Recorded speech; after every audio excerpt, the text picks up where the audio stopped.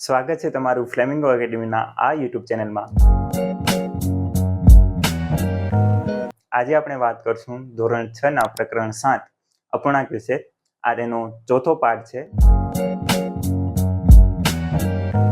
જો તમને જે શરૂના 3 પાઠ જોવા હોય તો અહીં લિંક આવતી હશે, એના ઉપર ક્લિક કરી તમે એ જોઈ શકો છો અને આગળના પાઠ જોવા માટે સબસ્ક્રાઇબ કરવાનું ભૂલતા નહીં। ચાલો આપણે જોઈએ ઉદાહરણ 1। એમાં લખેલ છે નીચે આપેલ સંખ્યાને મિશ્ર અપૂર્ણાંકોમાં ફેરવો। મેં તમને પ્રકારો સમજાવ્યા હતા પાઠ 3 માં, તો એ પણ તમે જોઈ શકો છો। હવે એ છે તો એમાં આપેલ છે 17/4। હવે જે અપૂર્ણાંકમાં જે અંશ છે એ છેદ કરતા મોટું હોય એને કહેવાય અશુદ્ધ અપૂર્ણાંક, અને આપણે અશુદ્ધ અપૂર્ણાંકને જ મિશ્ર અપૂર્ણાંકમાં ફેરવી શકીએ, શુદ્ધ અપૂર્ણાંકને મિશ્ર અપૂર્ણાંકમાં ફેરવી શકતા નથી। તો સૌપ્રથમ 17/4 છે તો કાંઈ નહીં, તમને ભાગાકાર કરવાનું છે। ધારો કે અહીં કરશું 17/4, તો 4 ચોક 16, 17 માંથી 16 જશે એટલે વધશે 1। હવે જે તમને આ ઉપર ભાગફળ મળશે એ તમારું બની જશે અહીં પૂર્ણાંક। શું બની જશે? પૂર્ણાંક। હવે જે અહીં તમને શેષ મળે છે એ બની જશે અહીં અપૂર્ણાંકનો અંશ, અને જે અહીં છેદ હશે એટલે કે આ સંખ્યા જે તમારો ભાજક હશે એ બનશે અહીં છેદ। થઈ ગયો 4 પૂર્ણાંક 1/4 અપૂર્ણાંક। હવે આવી રીતે બી, તો બી માં આપેલ છે 11/3, એનો ભાગાકાર કરશું 11/3, તો 3 × 3 3 × 6 3 તેરી 9, 11 માંથી 9 ગયા એટલે વધ્યા 2, 3 છે એ ભાગફળ તો અહીંયા આવશે 3 પૂર્ણાંક, અહીં શેષ વધ્યું છે આપણી પાસે 2 તો એ અહીંયા આવશે ઉપર, અને છેદ 3 છે તો એ 3 નું 3 જ રહેશે। સી માં જોઈએ 27/5, તો 27/5 કરશો તો 27 માંથી 25 જાય તો 2 વધશે, ઉપર ભાગફળ અહીંયા પૂર્ણાંક બનશે, જે નીચે શેષ વધ્યું હશે એ 2 ઉપર અંશ તરીકે આવશે, અને અહીં નીચે 5 છે તો અહીં 5। હવે ડી માં વાત કરીએ તો 7/3, 7/3 કરશો તો 3 દુ 6, અને 7 માંથી 6 જાય એટલે 1, ભાગફળ આવી 2, 2 પૂર્ણાંક 1 ઉપર, અને છેદ 3 નો 3 જ રહેશે। 2 પૂર્ણાંક 1/3 અપૂર્ણાંક। હવે આગળ ઉદાહરણ આપણે 2 જોઈએ। ઉદાહરણ 2 માં તમને આપેલ છે કે નીચે આપેલ મિશ્ર અપૂર્ણાંકોને અશુદ્ધ અપૂર્ણાંકોમાં દર્શાવો। જે ઉદાહરણ 1 માં હતું એના કરતા ઉલટું। તો સૌપ્રથમ એ, તો એમાં આપેલ છે 2.3/4 અપૂર્ણાંક। તો હવે આમાં જે પૂર્ણાંક હોય અને જે અપૂર્ણાંકનો છેદ હોય એ બંનેનું શું થશે? ગુણાકાર। એના પહેલા ઉદાહરણ 1 માં આપણે ભાગાકાર કરતા અને બાદબાકી, તો અહીં ગુણાકાર થશે। મિશ્રમાંથી જ્યારે અશુદ્ધમાં ફેરવું તો યાદ રાખવું, પહેલા ગુણાકાર થશે પછી સરવાળો। 2 પૂર્ણાંક અને 4 જે છેદ છે એ બંનેનો ગુણાકાર, એટલે કે 4 × 2, તો કેટલા થશે? 8। હવે 8 માં જે ઉપરનો અંશ હોય એનું શું કરવાનું? સરવાળો, એટલે કે 8 + 3, અને છેદમાં છેદ તો જે હશે એ જ રહેશે, તો 4 નું 4 જ। હવે 4 દુ 8 ને +3 એટલે કે આવશે 11/4। હવે બી જોઈએ તો એમાં 7 પૂર્ણાંક 1/9 અપૂર્ણાંક, તો 7 અને 9 નું શું થશે? સાચી વાત, ગુણાકાર। હવે 7 × 9 એટલે કે અહીંયા આવશે 63। હવે જે 1 છે એ થશે +1, ને છેદમાં 9 નું 9 જ, બરાબર 63 + 1, કેટલા થશે? 64/9। સી જોઈએ એમાં 5/3/7 અપૂર્ણાંક। હવે 7 × 5 એટલે કે 7 × 5 વત્તા અહીં કેટલા છે? 3, છેદમાં જે છેદ છે એ જ રહેશે। 35 + 3 કેટલા થાય? 38/7। આ તમારા ત્રણે જવાબ આવી ગયા। ખૂબ જ સરળ દાખલા છે। જો તમે મેથ્સ છે એ સમજીને કરશો તો મેથ્સ જેવું સહેલું વિષય કોઈ નથી। હવે આગળ જોઈએ આપણે સ્વાધ્યાય 7.2। પણ એના પહેલા હજી સુધી જો તમે વિડીયોને લાઈક નથી કર્યું તો હમણાં જ લાઈક કરો, અને સબસ્ક્રાઇબ નથી કર્યું ચેનલને તો સબસ્ક્રાઇબ કરવાનું પણ ભૂલતા નહીં। સ્વાધ્યાય 7.2 માં પ્રશ્ન નંબર 1 છે કે સંખ્યા રેખા દોરો અને તેના પર બિંદુઓ દર્શાવો. જે નીચે આપેલ બિંદુઓ છે એ આપણને સંખ્યા રેખા ઉપર દર્શાવવાના રહેશે. તો એ છે 1/2, 1/4, 3/4 અને 4/4. તો સૌપ્રથમ જોવાનું કે અહીં છેદ કેટલા આપેલા છે તો 4 અને બધા કેવા અપૂર્ણાંકો છે તો શુદ્ધ એટલે કે 0 અને 1 ની વચ્ચે અથવા તો 1 ઉપર આવશે. તો વધુ સંખ્યા છેદમાં કઈ છે તો 4 4 4.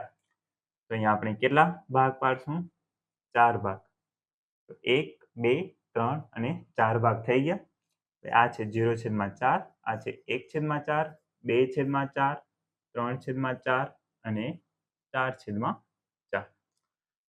પહેલા આપણે જોઈએ 1/2. હવે તમે કહેશો કે અહીં 1/2 તો આપેલ નથી, પણ જો તમને ખ્યાલ હોય તો 2/4 છે ને 2/4 એમાં તમે 2 ગુણ્યા 1 અને 2 ગુણ્યા 2 બે બે ઉડી જશે અને વધશે શું 1/2. એટલે કે 2/4 અથવા તો 1/2 એ બંને શું થાય સમાન. તો આ 2/4 પોઈન્ટ છે એ જ આપણા માટે કયો પોઈન્ટ છે 1/2. હવે ઉદાહરણથી સમજીએ તો 4 રૂપિયામાંથી 2 રૂપિયા લો અથવા તો 2 રૂપિયામાંથી 1 રૂપિયા, તો એ ભાગ કેટલું કહેવાશે અડધો જ ભાગ કહેવાશે. એવી રીતે 2/4 હોય કે 1/2 બંને શું છે સમાન. અને આને કહેવાય સમઅપૂર્ણાંક, જે તમને આગળ જતા આવશે. હવે 2/4 એ તમારો 1/2 પોઈન્ટ થઈ ગયું. હવે 1/2 આ રહ્યું 3/4 અહીં છે 4/4 અહીં છે. હવે બી માં જોઈએ ફરીથી બધા શું છે શુદ્ધ અપૂર્ણાંક. અહીં 0.0 અહીં 1 છેદ કેટલા છે 8 બધામાં તો 8 ભાગ કરશું 1 2 3 4 5 6 7 અને 8. 0/8, 1/8, 2/8 અને આ થશે 8/8. હવે સૌપ્રથમ 1/8 આ રહ્યું પોઈન્ટ, 2/8 થઈ ગયું, પછી 3/8 એ થઈ ગયું, હવે 7/8 એ થઈ ગયું. ત્યારબાદ સી જોઈએ તો એમાં પણ શુદ્ધ અપૂર્ણાંક છે બધા, હા કે ના નથી. 8/5 છે એ શુદ્ધ અપૂર્ણાંકમાં નહીં આવે. તો આપણે અહીં 0 અને 1 નહીં એનાથી વધુ પણ લેવું પડશે. તો 0 1 અહીં 2 અને અહીં 3 પોઈન્ટ લઈ લઈએ. હવે છેદ જોશું તો તમને જોવા મળશે કે 5 છે, તો અહીં ભાગ કેટલા કરશું આપણે 5. તો અહીં 1 2 3 4 5, 1 2 3 4 5, 1 2 3 4 અને 5. 0/5, 1/5, 2/5, 3/5, 4/5 અને આ થશે 5/5, 6/5, 7/5, 8/5 અને અહીં 9/5 અને 2 થશે 10/5. આગળ આપણે લખતા નથી કારણ કે આપણને 8/5 સૌથી મોટું જે કિંમતમાં અપૂર્ણાંક હતું એ મળી ગયું. તો સૌપ્રથમ 2/5 આ પોઈન્ટ છે, 3/5 આ રહ્યો, 8/5 અહીં છે અને 4/5 એ અહીં છે. ત્યારબાદ આપણે જોઈએ પ્રશ્ન નંબર 2. તો પ્રશ્ન નંબર 2 માં આપેલ છે કે નીચે આપેલાને મિશ્ર અપૂર્ણાંક સ્વરૂપમાં દર્શાવો. તો નીચે જે અપૂર્ણાંકો આપેલા છે એને આપણે મિશ્ર અપૂર્ણાંકમાં દર્શાવવાના છે. એ આપણે પહેલે કરી ચૂક્યા છીએ ઉદાહરણ 1 માં. તો 20/3 તો 20/3 કરશું તો 20/3 કરતા તો 3 6 18. તો 20 માંથી 18 જાય એટલે આવશે 2. હવે અહીં જવાબમાં જે ઉપર ભાગફળ મળશે એ આવશે પૂર્ણાંકમાં અને જે નીચે શેષ વધશે એ આવશે ઉપર અંશમાં. અને અહીં જે છેદ હતો 3 તો એ છેદનું 3 છે એ 3 જ રહેશે. ત્યારબાદ 11/5 તો 5 દુ 10 અને 11 માંથી 10 જાય એટલે 1.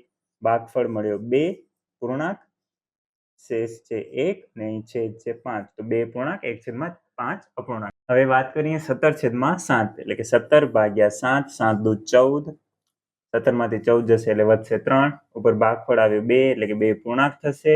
નીચે શેષ વધ્યું છે 3 અને અહીં 7નું 7. 2 પૂર્ણાંક 3/7 અપૂર્ણાંક.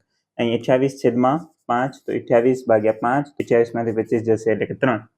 હવે ભાગફળ 5 તો અહીં પૂર્ણાંક આવશે 5 અને 3 શેષ તો 3 અને 5 તો 5 5 પૂર્ણાંક 3/5 અપૂર્ણાંક. હવે 19 ભાગ્યા 6 તો 6 તેરી 18, 19 માંથી 18 જાય એટલે 1. જવાબ આવશે 3 1/6, 3 પૂર્ણાંક 1/6 અપૂર્ણાંક. હવે 35 ભાગ્યા 9 તો 35 ભાગ્યા 9 એટલે કે 9 તેરી 27. હવે 35 માંથી 27 જશે એટલે વધશે 8. 3 છે એ ભાગફળ એટલે કે 3 પૂર્ણાંક, 8 શેષ એટલે કે 8 નહીં 9 છેદનું 9 છેદ જ. 3 પૂર્ણાંક 8/9 અપૂર્ણાંક. હવે વાત કરીએ પ્રશ્ન નંબર 3.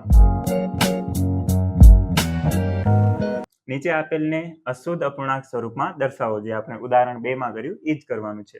તો 7 જે પૂર્ણાંક હોય અને અપૂર્ણાંકનો છેદ હોય એ બંનેનો ગુણાકાર. 7 ચોક 28 વત્તા જે ઉપર અંશ હોય એ ભાગ્યા છેદનું તો છેદ જ રહેશે, એમાં કાંઈ ફેરફાર થશે નહીં. 28 ને 3 કેટલા થશે? 31/4.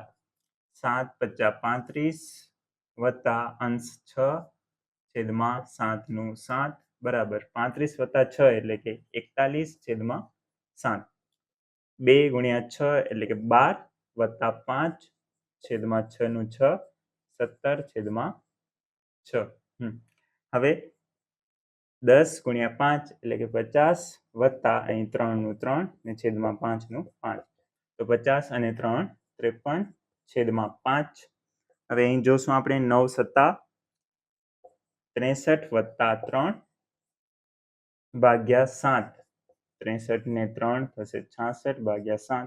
હવે અહીં 8 નવા થશે 72 વત્તા ઉપર અંશ છે 4 છેદમાં 9. 72 ને 4 76/9. તો આ હતા સ્વાધ્યાય 7.2 ના પ્રશ્નોના જવાબો અને ઉદાહરણ 1 અને 2. આ વિડીયો તમને થોડોક પણ ઇન્ફોર્મેટિવ અથવા તો તમને નવું કંઈ શીખવા મળ્યું હોય તો આ વિડીયોને લાઇક કરજો અને આગળ તમને કયા ટોપિક પર તમને વિડીયો જોઈએ છે એ કમેન્ટ કરવાનું ભૂલતા નહીં.